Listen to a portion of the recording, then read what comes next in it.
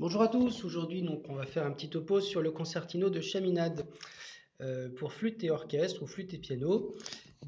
Cécile Chaminade, pour ceux qui ne la connaissent pas, elle n'est pas très connue et pourtant il y a un sacré paquet d'œuvres. C'est une compositrice, notez bien le tris, compositrice donc romantique du 19e siècle. En fait, elle a commencé, elle est née en 1857 à Paris et elle est décédée en 1944 à Monte-Carlo. Donc ça lui fait une vie très importante, 86 ans.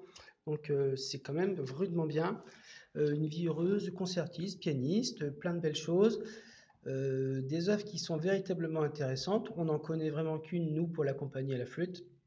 Il s'agit du concertino de Chaminade, commande du Conservatoire de Paris en 1902. Donc ça, c'est important. Donc elle était quand même connue et reconnue à son époque. Il faut le dire, il n'y a pas beaucoup de femmes compositrices qui ont marqué autant qu'elle finalement leur temps. Peut-être Pauline Viardot, il n'y en a pas beaucoup qui étaient vraiment connues de leur vivant pour s'imposer. Et donc elle était peut-être aussi issue d'une famille un peu bourgeoise, donc ça allait mieux. Donc, on va commencer sans Ré majeur. C'est une œuvre particulièrement heureuse, voire carrément, on peut le dire, champêtre finalement. On commence en Ré majeur avec des accords main gauche en octave, et après la flûte arrive. Alors, on a un petit chant qui est très mignon.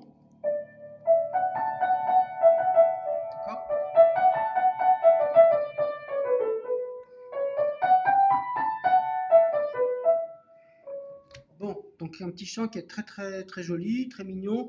C'est très agréable. Faut le jouer vraiment en le laissant passer. Faut pas essayer de faire du surromantisme.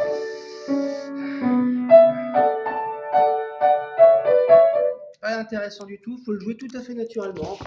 Quelque chose comme ça de fluide.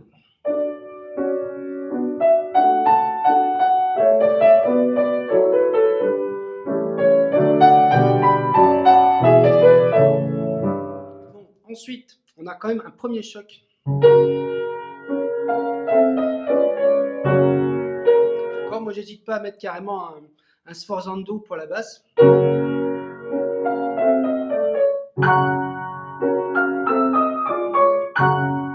Le premier, il est écrit comme ça. Et après, le deuxième, c'est plutôt l'inverse. Le premier, c'est un petit choc. Et après, c'est au contraire un crescendo.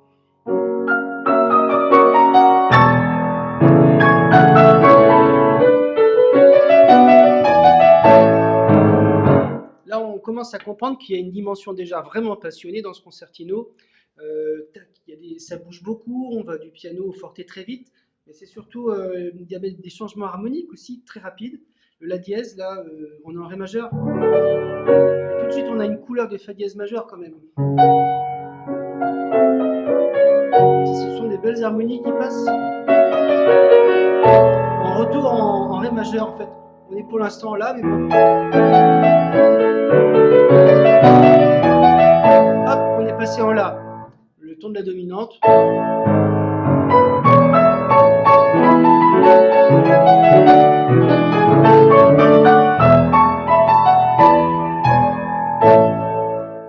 Fin d'une première partie, on va dire une exposition en fait du concertino qui est très belle, hein, une très belle exposition. On a eu le thème en Ré et on l'a en La. Déjà deux fois le petit thème. Après, maintenant, on va avoir du bavardage, du remplissage, ce qu'on appelle les divertissements en fait. Donc là, les divertissements, faut pas trop s'intéresser. On a eu quelque chose de passionné avant. Hop, après donc on file. C'est pas important, on continue de les jouer. Ah, et là quand même, on a une modulation, on a une couleur. Un peu comme une cadence évitée en fait. Là, on va tout de suite aller en si bémol majeur.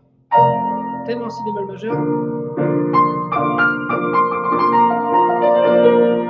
Admirez quand même pour l'esprit champêtre les petites notes.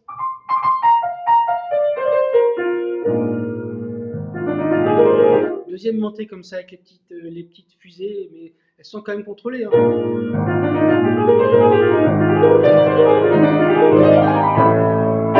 Donc après, on va retourner en Ré. Donc on a eu ce petit passage en si bémol majeur.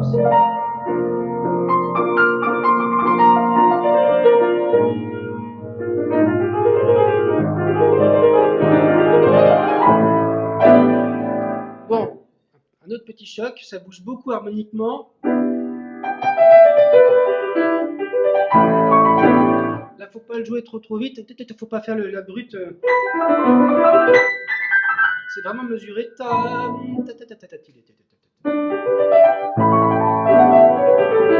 Avec des vrais triolets doubles, donc faut le faire en place. Après, on a quand même quelques fusées. Après, on a si. C'est comme des glissando qui passent. On pourrait faire carrément aussi.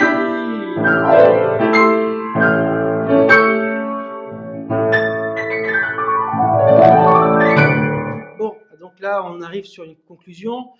On a à nouveau le thème en ré majeur. Donc là, on arrive donc à ce passage, on débouche sur le ton original. On a eu ces accords qui montent. Cadence parfaite pour le thème en ré majeur. Bon,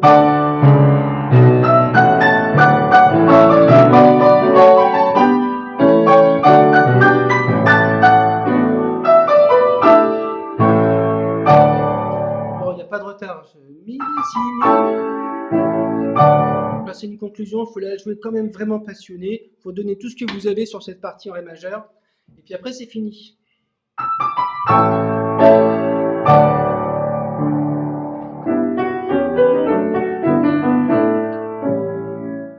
Hop, moi j'hésite pas à mettre un petit accent sur cette cadence rompue. C'est une rompue, c'est plutôt une cadence évitée.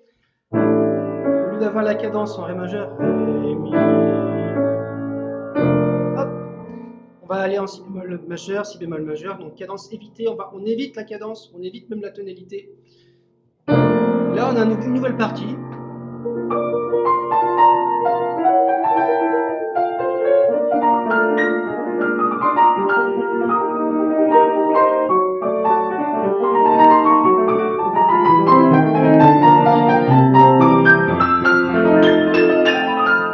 Voilà, on a toute cette partie-là qui est franchement très agréable, qui change un petit peu. Il y a écrit Pio Animato, donc il faut la jouer un petit peu en avançant. Il ne faut pas trop insister là-dessus. Ce sont.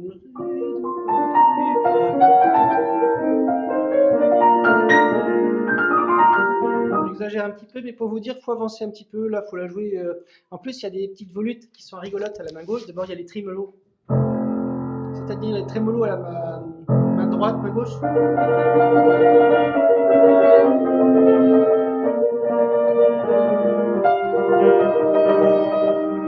Ça, c'est joli. Il ne faut pas oublier que c'est une compositrice romantique. On est quand même dans les années Liszt. Encore, Liszt n'est pas encore décédée du tout, du tout. Enfin, quand elle a écrit ça, il n'est plus là, mais on était très influencé au 19e siècle par l'écriture listienne. Tous ces trémolos, c'était très en vogue.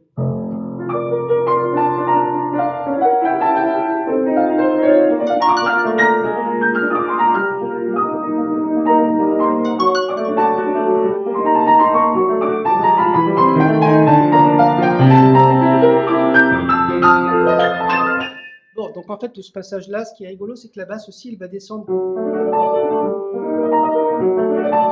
Et après, donc, ça descend complètement.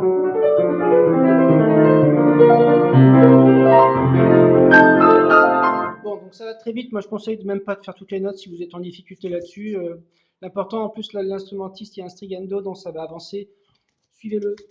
Là, les notes là-dedans, c'est pas tellement important. De toute façon, du moment qu'on a la réponse.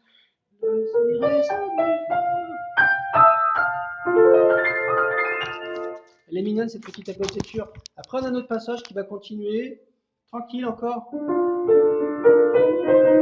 Là, on est en question-réponse avec le piano. La flûte, elle fait fa, la, si, do, la. Le piano répond.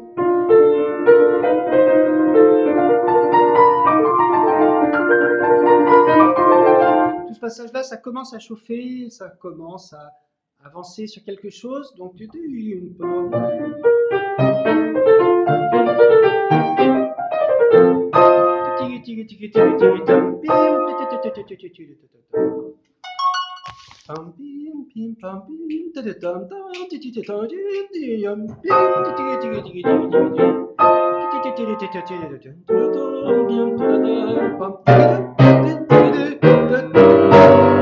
on a un petit passage quand même avec un accord comme un accord d'opéra finalement.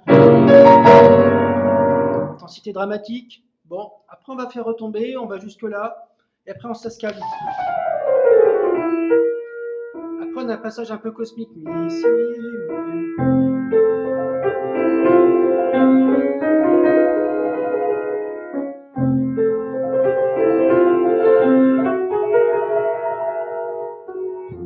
mignon ce passage. Donc on a aussi je vous montre ça aussi, la main gauche qui va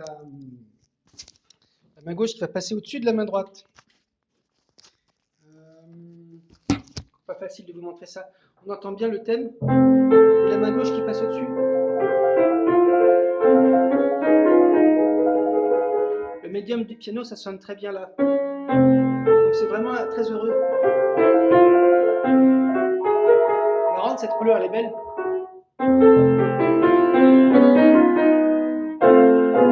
Ça fait ça en fait en harmonie. Et puis le deuxième passage.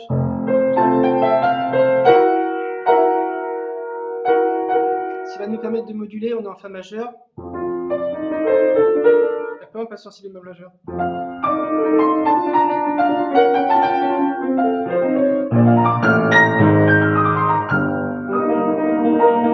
On a le retour des volutes. Ça se resserre encore.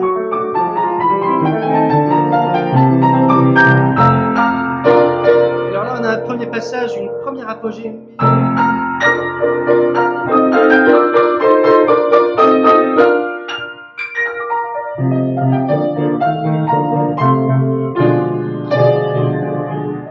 Ça se calme un petit peu. Vous avez vu, le schéma harmonique, c'est assez joli ce passage. On a un passage passionné qui est vraiment beau. Il faut donner beaucoup là. C'est écrit double forte à la flûte, mais nous on est qu'en mezzo forte. C'est assez marrant. Il y a deux fois ces inversions entre la nuance du piano et la nuance de la flûte. Il y a une première fois là, en fait, dans ce passage, sur celui-là. La flûte est forte, pendant que le piano, lui, la flûte est, le piano est piano et la flûte est forte. Donc c'est pas la même chose. Et on a eu cette petite inversion encore là. La flûte est vraiment fortissimo pendant que nous on est mezzo pour la laisser passer, ce qui est très bien écrit. C'est vraiment bien pensé. Le sens du détail de cette partition est quand même très fort.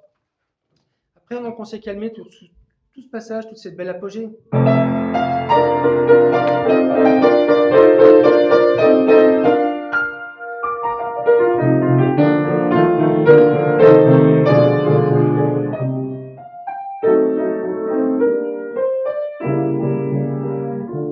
Bien prendre le temps de chanter.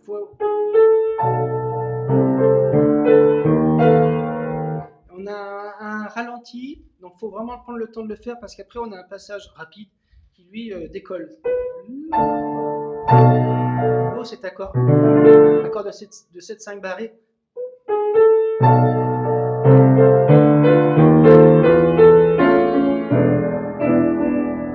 Cadence sur la mineure. Beau passage harmonique parce que au piano, 7-5 barré, le ré do si, on a une pédale de fa la, le ré do si qui passe, qui va s'inverser avec si do ré.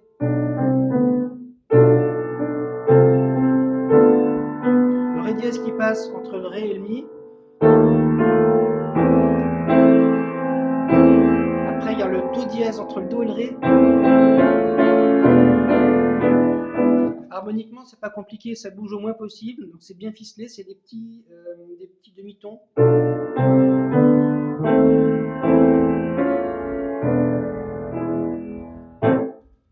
Après le passage d'après, il ne faut pas faire pour la flûte les petits trucs à être perturbés, il faut les faire tranquillement, parce que sinon, accompagnement c'est pas difficile au piano, mais si le flûtiste lui fait ses petites notes pas en place, on va pas en embêter.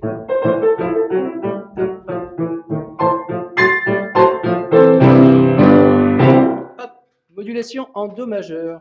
Je vais couper cette vidéo là pour ce passage là et je vais la reprendre. A tout de suite.